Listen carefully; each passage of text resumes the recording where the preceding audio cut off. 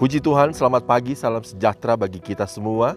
Saya percaya kita semua dalam keadaan sehat, dalam keadaan diberkati oleh Tuhan. Puji Tuhan, pada saat pagi hari ini mari bersama-sama kita melihat kebenaran firman Tuhan di dalam Mazmur 146 ayatnya yang kelima. Saya akan bacakan di dalam terjemahan bahasa Indonesia masa kini, berkata demikian.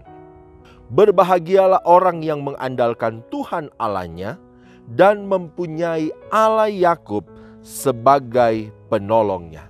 Saudara-saudara yang kekasih di dalam Tuhan, setiap kita tentunya mempunyai banyak tantangan. Ada banyak persoalan yang terjadi di dalam setiap kehidupan kita. Tetapi yang menjadi pertanyaan bagi kita saat ini, di saat kita mengalami persoalan pergumulan, siapa yang kita andalkan? Firman Tuhan mencatat bahwa kita akan menjadi orang-orang yang berbahagia jika kita mengandalkan Tuhan dan menjadikan Tuhan sebagai penolong dalam kehidupan kita. Jadi di saat kita andalkan Tuhan, maka kita sedang menyelaraskan hati kita sepenuhnya itu hanya kepada Tuhan. Apapun yang akan kita hadapi, apapun yang akan kita alami, jangan andalkan atau jangan mencari pertolongan manusia. Kenapa? Kalau kita membaca di dalam ayat yang ketiga dan ayat yang keempat, di situ menekankan bahwa manusia itu sifatnya terbatas. Suatu saat nanti mereka akan mati, manusia akan mati. Saya akan baca di ayat yang ketiga, Mazmur 146 ayat yang ketiga, dalam terjemahan firman Allah yang hidup dikatakan seperti ini. Janganlah berharap kepada manusia, pemimpin-pemimpin mereka yang paling besar pun tidak dapat diandalkan. Dari ayat ini kita bisa melihat bahwa firman Tuhan jelas memperingatkan kita bahwa jangan mengandalkan dan berharap kepada manusia. Sekalipun mereka kaya, sekalipun mereka punya kedudukan, sekalipun mereka terpandang, sekalipun mereka punya kemampuan dan sebagainya. Tetapi jangan pernah andalkan mereka karena mereka memiliki keterbatasan. Bahkan di dalam Mazmur 146 ayat yang keempat pun dalam terjemahan firman Allah yang hidup berkata, karena setiap orang pasti akan mati, nafasnya berhenti, hidupnya berakhir, dan dalam sekejap segala rencananya musnah.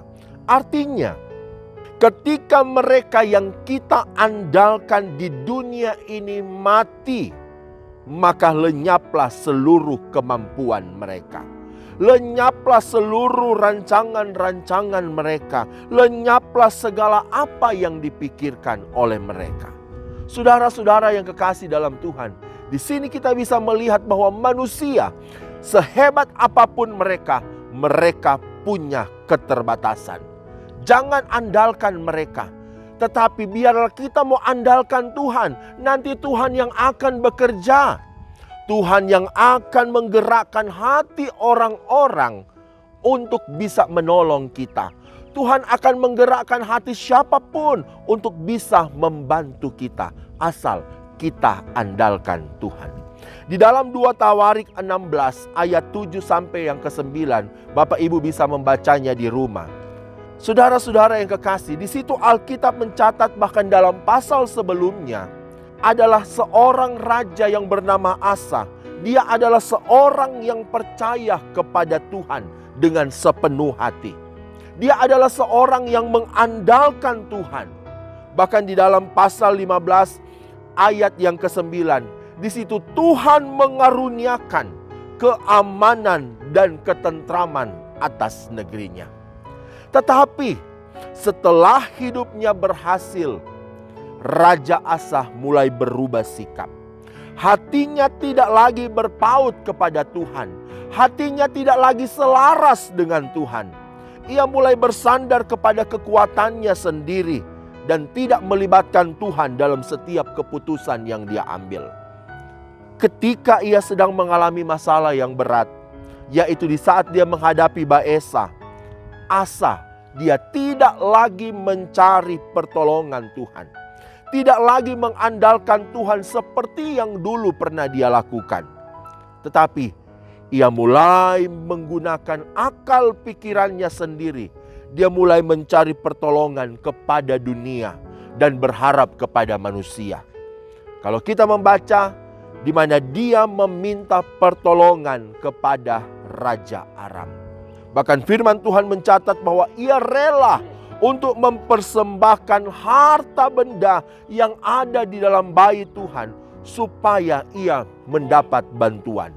Dan akibat dari perbuatan bodoh, yang bisa saya katakan perbuatan bodoh yang dilakukan oleh Asa, maka ia pun harus menanggung akibatnya, yaitu ketentraman dan keamanan dari Yehuda itu semakin menjauh. Oleh karena itu, saudara-saudara yang kekasih, kita harus tetap punya sudut pandang yang tepat. Apapun yang kita hadapi, Tuhan tetap menjadi penolong kita. Apapun yang kita hadapi, yang kita alami, Tuhanlah yang kita andalkan. Pengharapan yang indah itu hanya ada kepada Tuhan. Dan Tuhan yang akan berikan pertolongan yang luar biasa buat setiap kita. Saudara-saudara yang kekasih dalam Tuhan, menjadi pertanyaan buat kita saat ini, kenapa kita harus mengandalkan Tuhan? Bahkan sampai dikatakan di saat kita mengandalkan Tuhan, kita akan menjadi orang yang berbahagia. Di dalam Mazmur 146 ayat 6 sampai ke 9, Bapak Ibu bisa membacanya. Di situ dikatakan, kenapa kita harus mengandalkan Tuhan? Karena Dia adalah Tuhan yang berkuasa. Itu dapat dalam ayat 6 bagian A. Kemudian Dia adalah Tuhan yang setia. Itu di ayat yang ke-6 bagian B. Kemudian yang ketiga ayat 7 sampai 9. Karena Dia adalah Tuhan yang penuh dengan belas kasihan. Mari pada saat pagi hari ini, kita mau tetap andalkan Tuhan. Kita mau menyelaraskan hati kita kepada Tuhan. Karena Dialah satu-satunya penolong yang setia, yang berkuasa, yang dapat kita andalkan dan mampu untuk menolong saya dan saudara. Puji Tuhan, mari kita berdoa. Terima kasih Tuhan buat kebaikan-Mu bagi setiap kami. Firman-Mu menguatkan kami, supaya kami tetap mengandalkan Engkau. Kami tetap berharap penuh hanya kepada Engkau. Dan kami percaya, di saat kami mengandalkan Engkau, maka pertolongan Tuhan berikan bagi setiap kami. Bapak Ibu Gembala, Tuhan kami serahkan kepadamu. Tuhan memberkati mereka, Tuhan melindungi mereka, berikan mereka hikmat. Bahkan seluruh pelayan-pelayan Tuhan yang ada di GPDI COTW Temanggung diberkati oleh Tuhan, diberikan kesehatan, diberikan kekuatan. Setiap jemaat-jemaat yang ada, mereka boleh mengalami Tuhan di dalam setiap kehidupan mereka. Mereka boleh mengalami kuasa Tuhan bekerja di dalam setiap pribadi-pribadi mereka. Bangsa Indonesia diberkati oleh Tuhan, Kota Temanggung diberkati oleh Tuhan. Dan kami percaya Tuhan, Indonesia ada di dalam hati Tuhan. Terima kasih Tuhan, kami mau melangkah hari ini bersama-sama dengan Engkau, hanya di dalam berkat nama Tuhan Yesus Kristus. Haleluya, amin.